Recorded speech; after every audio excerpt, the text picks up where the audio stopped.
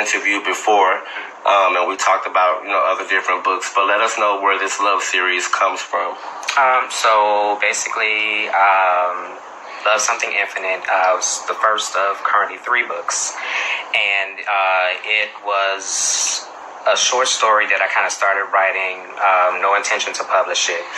It's just, writing has always been something, that I do.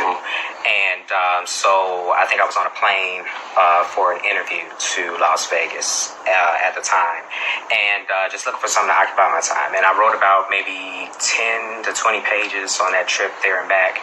And somewhere along the line, I decided to enroll in the Masters of Fine Arts and Creative Writing at Chicago State University. Okay. And I needed 40 pages of a short story, or 40 pages of prose. Okay.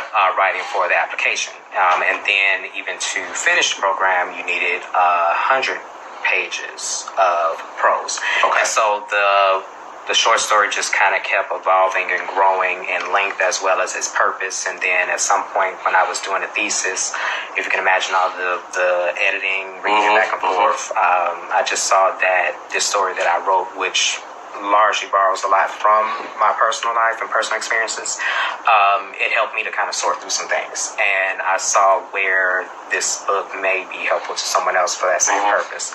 And so that turned into the dream of, here I have a book, I want to get it published, as well as the idea of making a vehicle for other people to publish their works.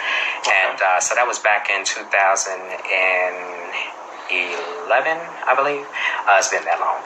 And since then, Love Something Infinite has grown into Love From Behind, which has grown into the book that's currently out, Love Changes. And you know what? I was when I was reading earlier, Elaine Harris was like one of my go-tos, like because it has such a huge story behind it, especially because of the lifestyle, you know what I mean? And there's some of us have the imagination that the stuff that goes on in the books, you know what I mean? Right. And to have it come from personal, because that is therapeutic, like you said, it gave you something to do, of course gave you something to write out, write your feelings out. I did read that, that a lot of people, especially when it comes to, us, we get ashamed of trying to tell our story because we just kind of feel like somebody is going to judge it, or somebody's going to, maybe bash us, because we get a lot of that. But the way the stories are, it gets you involved. You know what I mean? So like I was reading, like I think I like really long books, but I think short stories are really cool because you get like a little short glimpse of, and then it makes you like, oh, I want to know what's next. You know what I mean? So it gives us the anticipation of something that's coming up. So I know that you've been writing for a long time, and then you've also have placed your hand in publishing as well. That gives a lot of people assistance with that, because it's hard. I know I have a few other friends that are authors, but they have, it has been a lot of obstacles coming through, especially with publishing, because you can easily just write a book and just say, here. You know what I mean? But, as far as getting published and all that kind of stuff. So tell us a little bit about the Rainbow Room, publishing company. Kind of this whole long continuation of the story. Basically, as I mentioned just a second ago, that, half of the dream was being able to have my own book out, printed, published, being sold. The other half was to be able to help other people to do the same thing. And so somewhere back in there, I remember that, so initially how this started for me was, like a lot of people, and you kind of described this, tried to go the traditional publishing route, send things out to publishers, hoping that they're going to read it, hope it gets through what they call the slush pile.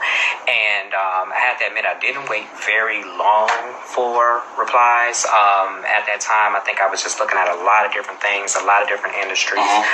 One of my favorite examples is Jaydee. And I think about how, he oftentimes talked about selling CDs from the trunk of his car. Yeah. And the idea that, I'm not going to wait around for somebody else to make an opportunity for me. I'm going to make one for myself. And even as you do that, you're garnering the attention of some of those big names in your industry. And so, I looked at what I had done. I was working with a publishing service. So basically what I did at that time, I wrote the book. I did some proofreading. I got the copyright. I got the models together to get I got the photographer who got the models together, who, put everything together to turn it to the cover. I submitted it to this company and paid a decent amount of change. And, they produced the product, and they got it on Amazon, got it in a few other places, and I even seen recently overseas. But come on, I wasn't. You never know who's watching. Right. But I never. At that point, I didn't think of myself as a publisher until the whole process was done, and I looked at even the definition.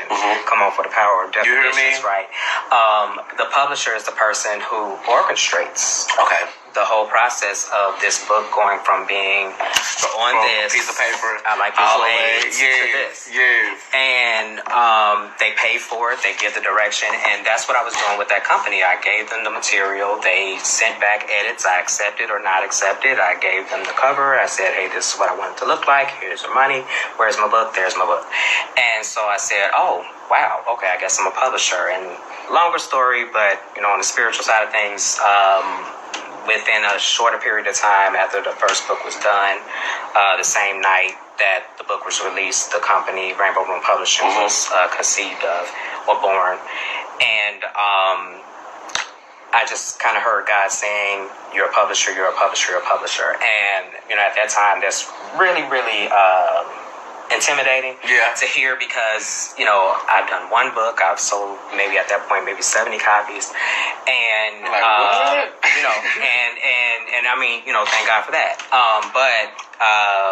Wow, publisher. And it was kind of one of those things, we talk a lot from scripture, so we got a lot of followers that can appreciate this, but it was kind of one of those Abraham moments where it was, you're going to take on this name now because it's what you're going to grow into. It's not necessarily saying that this is what you are, although in a degree you are, because, I had physically published a book, but the idea of publishing other people was something that I would grow into. And so here we are years later, and over the whole process, one of the great things has been working with other great talent, and I got along the lines, I got to meet Sanya Haynes, who's a native of Chicago as well, who wrote a children's series, which I absolutely fell in love with the moment I heard about it, Jayla's Johns. And basically it's the tale of a young African-American girl whose magical auntie Yaya takes her across the country to the different states in alphabetical order, and she's showing them the history, but she's also showing it from the lens of the Black perspective. For example, and for example, you can largely say it's mostly about African-American history, but as we've been saying for years, and I think people are finally picking up, it's our history. It's not just our, Black history. But series of events, and it was just kind of the perfect marriage in the sense that she was embodying so much of what I knew a lot of other authors I met over the years had, that she just wanted to be the author. She didn't want to do the publishing. She didn't want to do the event planning and that sort of thing. And that's something that I wanted to do. That's something I felt and still feel that is an area I think I shine even more there than it comes to being the artist. It's especially when I think about the idea of not being both, which is what I've been doing for the longest. And so one thing led to another, and I said, well, hey, she's like, I have 3 more of these books, already written, and I just need to get with the illustrator and work out a few things, and we want to get it published. And I was like, well, I could come in and work with you from the publisher side of things and pay to have it published, and that's promoted. And so we went from that to having a recent event in Chicago. It was a 3-day book event in Chicago, a Black History Month tour, where she went from different community spaces on the south side and west sides of the city, the suburbs, and just basically read the book. It was a children's themed as a children's story time event.